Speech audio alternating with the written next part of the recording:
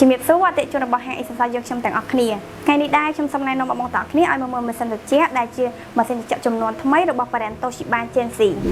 ម៉ាស៊ីននេះដែរជាប្រភេទ inverter ដែលជួយសន្សំចុចភ្លើងអគ្គិសនីរបស់បងប្អូនបានច្រើនមែនទែនព្រមទាំងមានមុខងារជាច្រើនហើយសឹងតែជាមុខងារដែលគួរឲ្យចាប់អារម្មណ៍ផងដែរម៉ាស៊ីនត្រជាក់នេះដែរស៊ីភ្លើងកាន់តែតិចជាងមុននៅពេលដែលបងប្អូនទាំងអស់គ្នាបើកប្រើប្រាស់កាន់តែយូរហើយម៉ាស៊ីនត្រជាក់នេះមានមុខងារ Magic Coil ដែលជួយកម្ចាត់ធូលីដីបញ្ចេញខ្យល់បរិសុទ្ធពេញបន្ទប់តែម្ដងបន្ទាប់ពីបិទម៉ាស៊ីនត្រជាក់នេះ10ទៅ20នាទីវានឹងបន្តដំណើរការលាងសម្អាតសំណើមក្នុងម៉ាស៊ីននិងបាក់តេរីដោយខ្លួនឯងហើយម៉ាស៊ីនត្រជាក់នេះផងដែរគឺមានកម្លាំងខ្លាំងដែលអាចជួយធ្វើឲ្យបន្ទប់គេងបន្ទប់ទទួលភ្ញៀវឬ office របស់លោកអ្នកត្រជាក់លឿនហើយមានសំឡេងស្ងាត់ដែលមិនធ្វើឲ្យមានការរំខាន